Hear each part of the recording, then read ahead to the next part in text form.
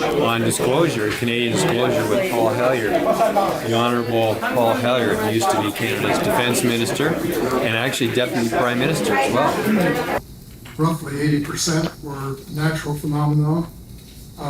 Somewhere between 15 and 20% were not. They were unexplained and consequently, by definition, unidentified flying objects.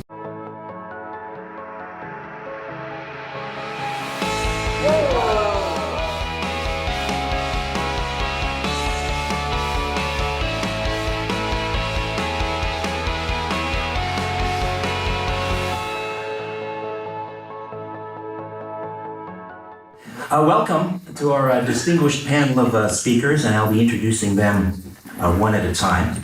Today, and in the weeks ahead, Canadian journalism has a golden opportunity to take its calling to the next level, to bring an end to the secrecy and begin a new era of openness about these beings. Canada is a worldwide leader in space technology and also globally recognized for the media voice that it possesses globally, around the world. To come forward, we ask them, and end the silence independent of the behemoth known as the United States of America. Today's proceedings are all about 7 decades of government mendacity, secrecy, and lies, all of which point to one fact, that the phenomenon known as unidentified aerial phenomenon has been discussed, analyzed, investigated, and sequestered at the highest levels of governance on this planet. Of this, there's absolutely no doubt, and you will hear the testimony to prove this unequivocally. This inquiry is a seminar, an educational opportunity to learn about the facts of this matter. To my knowledge, this has never happened before in Canada. Knowing the facts of this matter and coming to grips with them in your own mind, then you as journalists writing about them will tell the story to the rest of the human family. This is so because it will allow us, for you, to be the ultimate judge about this reality. Constitutionally, governments have always had the right to keep secrets, but they have never been given the right to lie to their people. Ladies and gentlemen, it's a great honor for me to now declare the first Canadian national hearing on UFOs in session. A survival plan for the human species. The Honourable Paul Hellyer.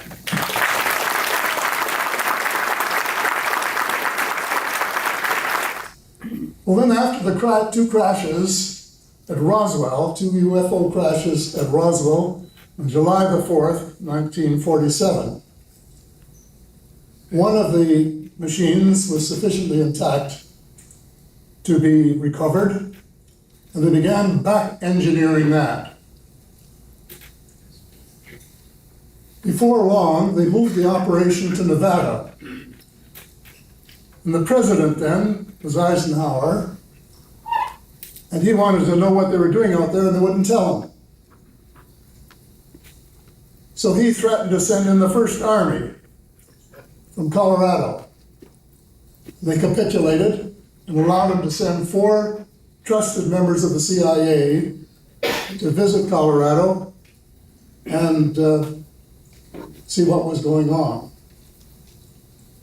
Well, what was going on was exactly what they really expected, and that is the back engineering of one of the vehicles from the Roswell area. I don't think there's been a president since, well, actually Truman, who has really been in the loop, totally. President Eisenhower vented his frustration in his final speech to the American people at the time he was retiring from public life. He said, "Beware of the military-industrial complex." An eyewitness who had worked in the company of President Eisenhower said what he was really concerned about was that the ET file had fallen into the wrong hands. And that's what he was really concerned about, and I wish he had said it. But that's, I guess, when the cover-up really got underway in earnest. Two final words. The reason they don't want us to know what they're doing is because of too many of us knew what they were doing. They might not be able to get away with it. Roughly 80% were natural phenomena. Somewhere between 15 and 20% were not. They were unexplained and consequently, by definition, unidentified flying objects. So there was that proportion that were not pinned down as to where their origin was or where they came from. I don't know personally much about the treaty. I tried to find the one which allegedly was signed by Mr. Samron. There was a ufologist in Western Canada who said that there was a treaty between the United States and Canada, I think it was in 1954, to keep these matters under wrap. Real effect is that they're not going to tell the truth. And I think Victor Vigiani is probably the person here best qualified to speak on an actual case. He tried to get information on some high-flying aircrafts, and Elmer McKay was minister at the time, and he said there were high-flying birds. Well, you know, it's interesting that birds can fly at 35,000 feet or 40,000 feet at 800 miles an hour or 1,000 miles an hour. So they're rare birds, some kind of Canadian birds. I also have documents related to UFOs that have been found by the RCMP.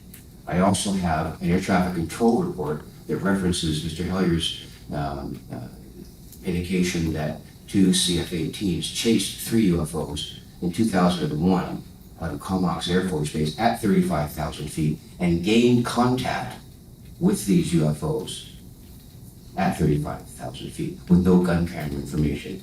I also have intelligence committee reports from the Joint Intelligence Committee here in Canada stating that what we need to do is go in a parallel system with the United States Air Force and play down UFOs at all costs. Dr. Harder at the time commented and said, if you had 6 witnesses testifying that they had witnessed a murder, that would have been sufficient to convict a person in the absence of polygraph. But then, for some reason, when it comes to this topic, even the polygraph test isn't enough. They're scratching around, looking for some way to explain it away. I'd had a transitory psychosis, become temporarily insane. I just believed this so I could pass a lie detector test, but it didn't really happen because I was hit on the head, or the hypnotist planted these memories. But, the one fly in that ointment for all of these theories is that how do 7 people have the same identical hallucination? The Forest Service contracting officer stating clearly, that there's absolutely no way this theory held water. Again and again and again, actual deception being used to try to discredit the incident. Going so far as to offer a $10,000 bribe to one of the crewmen to refute it. That's really going to a great extent. If there's nothing to this, why would there be such a huge effort to try to discredit it? Again, for me, and others can have their opinion, but it's a representative government issue. If the government represents me as a citizen, that is their obligation, then not to lie to me is their obligation to represent me as they're supposed to. They have an interstellar capability now. We just don't have access to it, right?